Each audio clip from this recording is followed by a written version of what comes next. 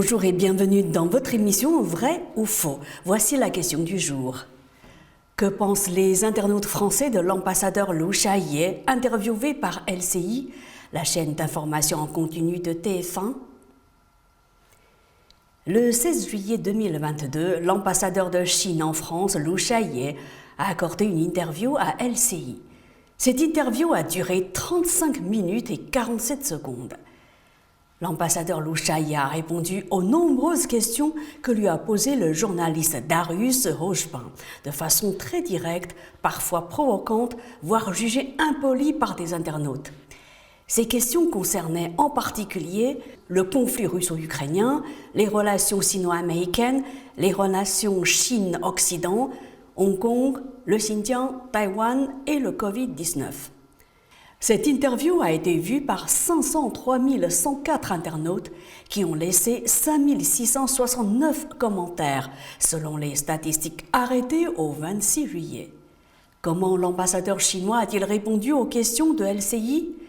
Et comment les internautes français ont-ils réagi à ces réponses? Voici quelques exemples. Et lisons ce que dit l'OTAN à votre égard, et vous pourrez commenter. La République populaire de Chine affiche des ambitions et mène des politiques coercitives qui sont contraires à nos intérêts, à notre sécurité et à nos valeurs. La Chine s'emploie à saper l'ordre international fondé sur des règles, notamment pour ce qui concerne les domaines du spatial, du cyber et du maritime. Et puis cette phrase qui a été beaucoup commentée, la Chine représente un défi systémique pour la sécurité euro-atlantique. C'est très fort ça. L'OTAN dit que vous êtes son ennemi, notre ennemi. Est-ce que vous êtes notre ennemi? L'OTAN se trouve à plusieurs dizaines de milliers de kilomètres de la Chine, et l'OTAN se prétend une organisation militaire de défense qui se trouve, dont la limitation se trouve dans l'océan Atlantique du Nord. Mais comment la Chine peut défier l'OTAN?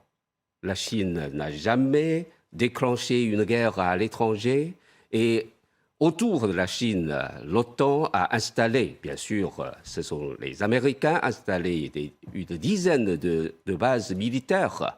Alors, ce n'est pas la Chine qui défie ou bien qui menace l'OTAN, c'est l'OTAN qui menace la Chine. Comment est-ce que vous expliquez, si c'est le cas, si effectivement vous n'êtes pas ennemi de l'OTAN, pourquoi est-ce qu'elle le dit? Pourquoi est-ce qu'elle dit cela? Mais je ne sais pas pourquoi ils ont ce sentiment.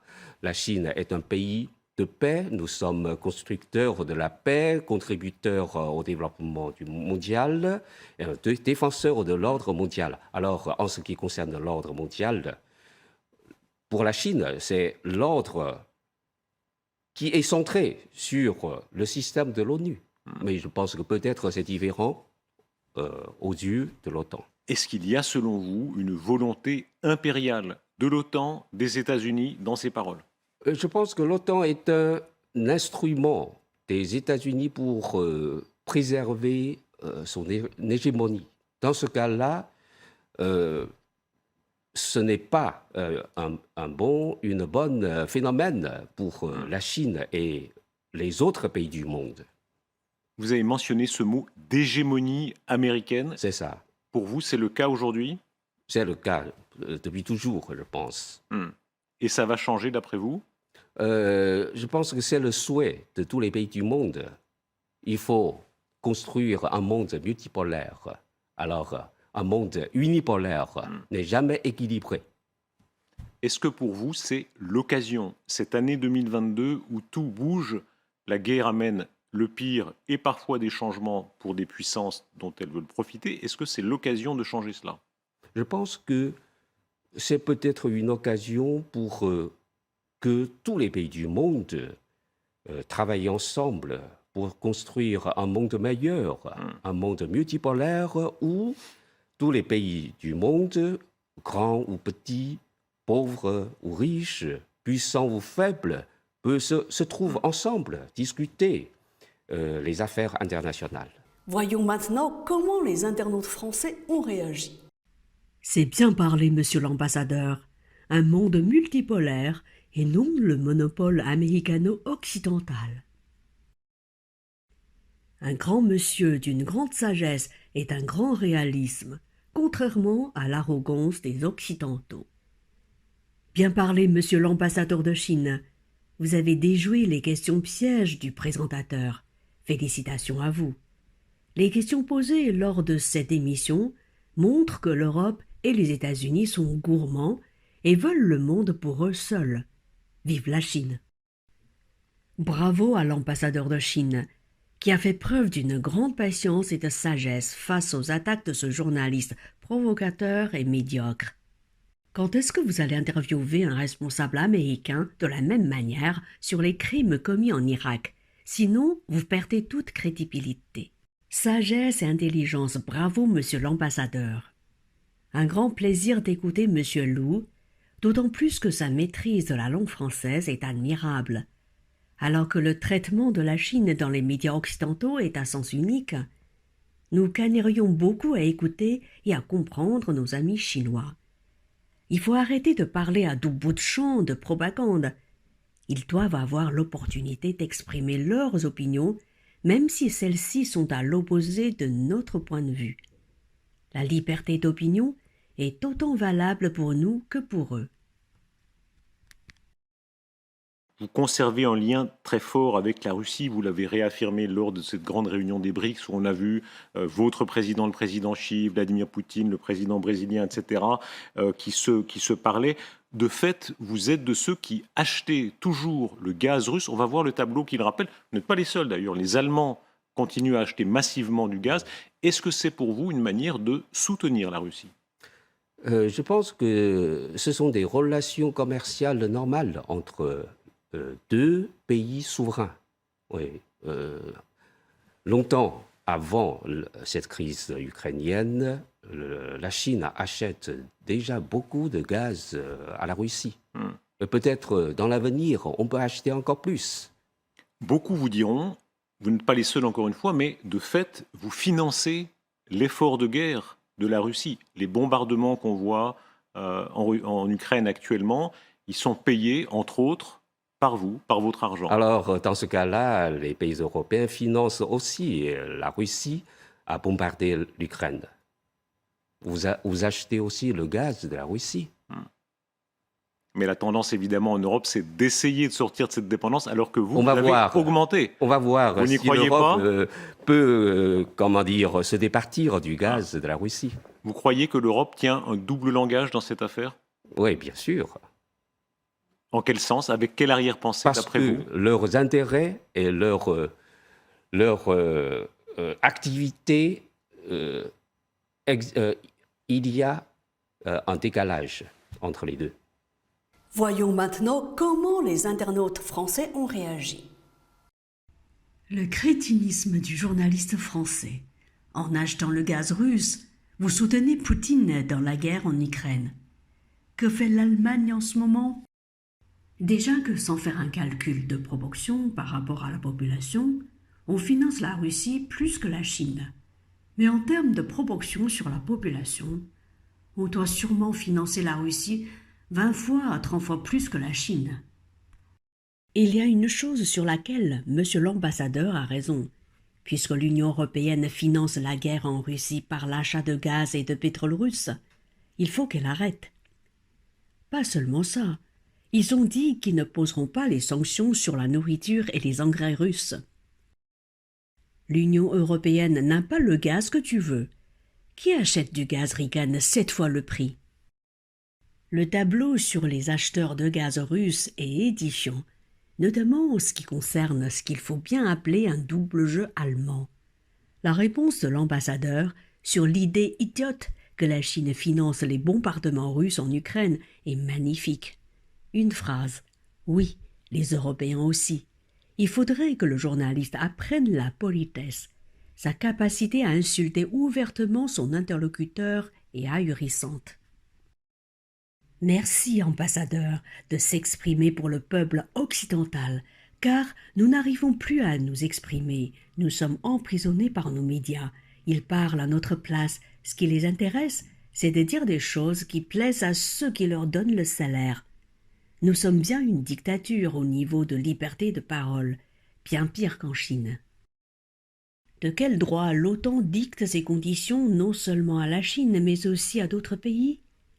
L'Occident menace toujours et s'estime toujours menacé.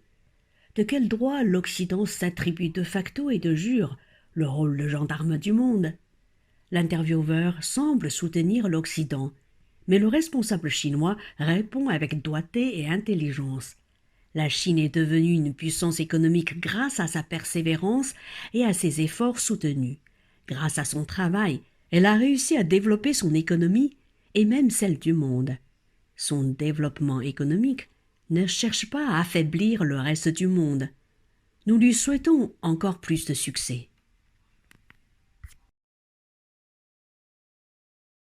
Votre président, le président Xi, a eu des mots très durs sur les sanctions. J'aimerais qu'on les lise et qu'on comprenne bien pourquoi vous êtes à ce point opposé aux sanctions. Il dit « les sanctions sont une arme à double tranchant ». Il dit que ça risque de se retourner contre les Occidentaux comme un boomerang. Il a été prouvé à maintes reprises que les sanctions sont un boomerang et une arme à double tranchant. Et il s'oppose même au principe des sanctions. Pourquoi ? On n'est jamais, la Chine n'est jamais d'accord avec les sanctions unilatérales imposées souvent par les pays occidentaux. Donc, le président Xi Jinping a dit que les sanctions, c'est un boomerang, un double tranchant. C'est correct. Maintenant, on a déjà vu les résultats de ces sanctions sur la répercussion sur l'Europe. Vous croyez qu'ils n'auront pas d'effet, ces sanctions, sur la Russie, sur la guerre ? Bien sûr, il y a des faits sur la Russie. Oui, la Russie a subi des pertes aussi sous ces sanctions-là. Mais de l'autre côté, les pays européens et même les États-Unis ont subi aussi des pertes. Ça veut dire quoi? Est-ce qu'il faudrait laisser faire? Là, vous parlez de souveraineté, mais l'Ukraine est aussi un État souverain. C'est ça. Elle a été agressée par la Russie, qui est entrée sur son territoire. Est-ce qu'il n'est pas de bonne politique que les États secourent l'Ukraine? C'est ça. La Chine préconise toujours de régler les différends entre étatiques par voie diplomatique, par voie pacifique. Nous faisons les jugements toujours selon la réalité des faits. Alors, dans le cas de la crise ukrainienne, elle tire les origines dans les tensions sécuritaires régionales accumulées en Europe au fil d'années. Donc, il ne faut pas considérer cette crise-là à partir du 24 février 2022. Il faut considérer encore plus avant. Ça veut dire, pardon, que selon vous, la responsabilité n'est pas 100% russe? C'est ça. Quel pourcentage? C'est pas quoi une question mathématique. Oui. Je pense que la cause profonde de cette crise-là, découle de l'élargissement de l'OTAN en 5 cycles. Vous voulez dire que l'OTAN s'est rapprochée de la Russie, et c'est ça qui a causé l'engrenage? Cela pose une question sécuritaire à la Russie. Tous les pays peuvent avoir le même sentiment. Voyons maintenant comment les internautes français ont réagi. Les sanctions, c'est mettre une corde au cou pour l'Europe. Tous les parfums, l'Airbus, les productions françaises de luxe, tout le commerce, comment ça va se développer pour la France? La Russie va bien. J'aimerais bien que la Chine et la Russie aillent en Haïti mettre de l'ordre, parce que nous souffrons énormément. Cet ambassadeur pourrait venir donner des cours à des diplomates. Il expose avec calme, dans un français maîtrisé, une position évidemment divergente de ce que les Américains essaient de nous faire croire. Il assume avec sérénité la nécessité de construire un monde multipolaire dont les Américains ne veulent pas, en défendant l'idée de souveraineté nationale, dont la Commission européenne ne veut pas, où les États-Unis ne seront plus le centre du monde. Il rappelle subtilement que, depuis la fin de la Seconde Guerre mondiale, ce sont les Américains qui ont multiplié les guerres et les provocations. L'arrogance occidentale me donne envie de vomir. Bravo à l'ambassadeur de Chine qui a su garder son calme face à tant d'invectives de la part d'un journaliste corrompu jusqu'à l'os. La Chine sera la prochaine puissance mondiale, qu'on le veuille ou non. Au lieu d'en faire un ennemi, pourquoi ne pas envisager d'établir des relations d'égal à égal? Le monde devient multipolaire et la dominance occidentale appartient au passé. Il faut pouvoir bâtir une passerelle entre nous et le reste du monde. Mais pour ce faire, nous devons nous débarrasser de notre mentalité de colonialisme et envisager des relations bâties sur la compréhension et le respect de l'autre. En résumé, les commentaires sur les réponses que l'ambassadeur chinois a données dans son interview sont très positifs dans leur quasi-totalité. Du fait qu'il y en a plus de 5600, je ne peux pas tous les citer. Je vous invite alors à les consulter vous-même. Sans oublier de poser un like sur cette émission et de vous inscrire à Mandarin TV YouTube pour être informé de nos nouvelles émissions. À bientôt sur Mandarin TV.